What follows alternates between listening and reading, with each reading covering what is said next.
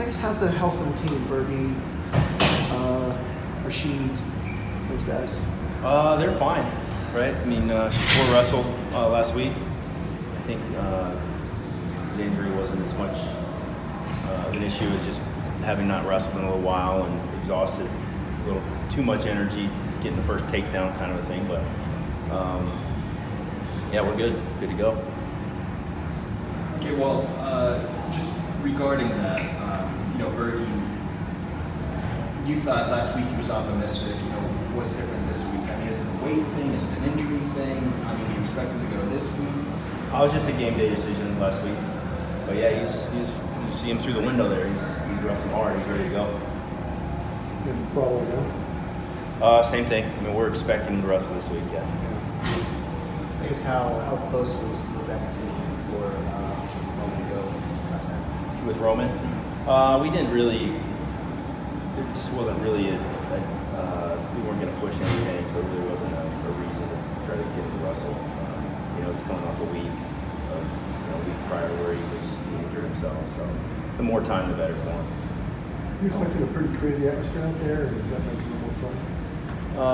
Oh yeah. Anytime the crowd's into it, or there a lot of people there, it makes it a little bit more fun. Ohio State's got a great team, always do, and they'll be ready to go. So that'll just add even more to the just to the opportunity. So we're excited about it. Last year when Ohio State did here, the crowd was obviously into it. That was a pretty electric environment when I called. Did you take any of that in? And was that one of the loudest times you've ever heard it since you've been here? Probably. I don't even remember or notice the crowd because I'm into the match also, right? So I'm not thinking, wow, it's loud right now. I'm just, I'm into the match just like they are. But yeah, I've heard a lot of people tell me that was one of their favorite dual meets they've ever been at, and just a lot of just two great teams battling, in a just an outstanding atmosphere. A lot of build up, last year. So it was exciting, but that was last year, right? This year we expect it to be, very similar. Obviously, you hope for the best, prepare for the worst. And some of those guys maybe can't go who are game time decisions. Can we kind of expect similar lineups? Is Stossel the guy if Army White can't go, things like that? Or well, I think if Roman were to miss a match in the remainder of the season, Stossel's the guy that's going to go out there and he's going to fight hard. So you had a lot of guys to choose from. What was it about Stossel that kind of made him stick out and think that he would be a great fill-in for you guys? I don't know if we have a lot of guys to choose from. I mean, we not. I just thought you had like about five at his weight class. Well, yeah, maybe.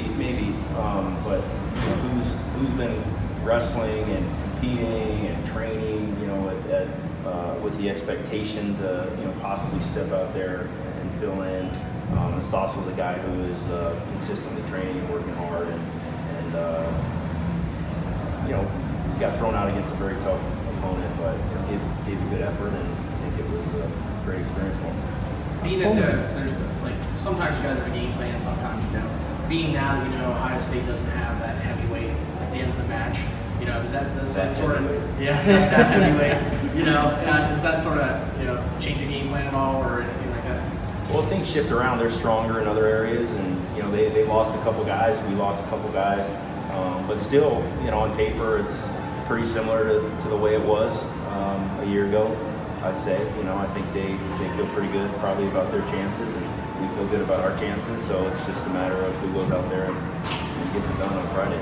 All these trades are always huge, and I'm sure we'll win this week. But you guys have a lot of guys who are very good on defense too. They're just not as discussed as often. Do you concentrate on that a lot as well? On defense, just some of our scrambling. Yeah, I think that's just one of the fundamentals of the sport that you've got to spend time on. We're working on it today.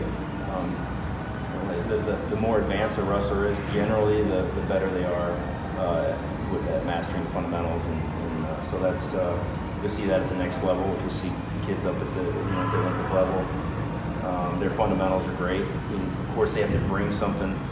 Like a guy like David Taylor has obviously has some gifts and some abilities. but his fundamentals are very solid, right? So, so we spent a lot of time on defense, but we're looking to score points if we can, but you got to get them where you can get them, and saving a point is the same as earning a point, right? 55 straight dual wins. How much does that maybe mean to you, if at all? And does that at least mean anything extra in terms of, hey, maybe if you guys played a middle of the road team, you wouldn't wrestle a guy, but because it's going to be tight, you want to have that extra competition. What is the dynamic with that? Dual meets are important to us. It's the one time you go head to head with each team, right? Especially in the conference, right? There's a dual team, Big Ten champion, so it's obviously very important to us. Ultimately, my goal as the coach is to be ready to go for the national tournament, right? That's first and foremost. That's what in my mind, that's what I was hired to do at Penn State, and so that'll always be number one for sure. I mean, dual meet streak, whatever. I really, it doesn't bother me at all. It's not something I'm worried about at all. I mean, and I'm sure everyone would say that, but it's cool, but it doesn't really. That's not a goal of mine. As a coach, the goal is to be ready to go at the national tournament. Cael, after the match on Friday, you said that you expect to win. You think you guys are going to win. You believe that these guys are going to win. How do you keep that mindset, but also make sure that these guys don't get complacent thinking that? Well, I think you have to enjoy that, right? You have to expect a lot out of yourself. But it's just the way you think, right? I mean, I've got to think positively if I want to bring positive energy to practice, and that doesn't come any easier to me than does anyone else, right? I mean, you have to work at those things. You have to work on your mindset, just like you have to work on your single leg. So if you neglect them, then it's something. I mean, it's not uncommon, I guess. So, we just try to be optimistic and not just say it, but actually feel it and believe it. And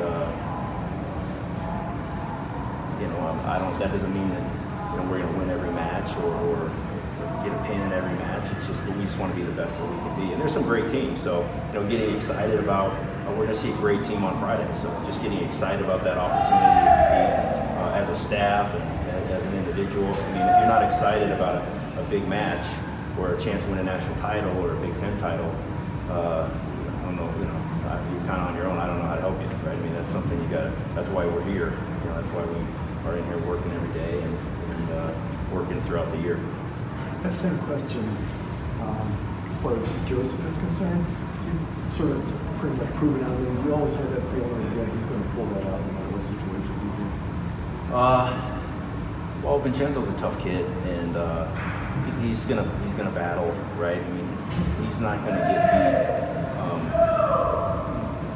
from the lack of effort, right? And that's one of the things that I really admire about him, and we come to expect, right? And I think consistency is a big part of what makes some of these kids we have on our team who they are, right? I mean, the fans can expect a certain effort, the coaches can expect a certain amount of effort, a certain mindset, regardless of what's going on in the match, good or bad. And Vincenzo's a guy that he's poised and confident.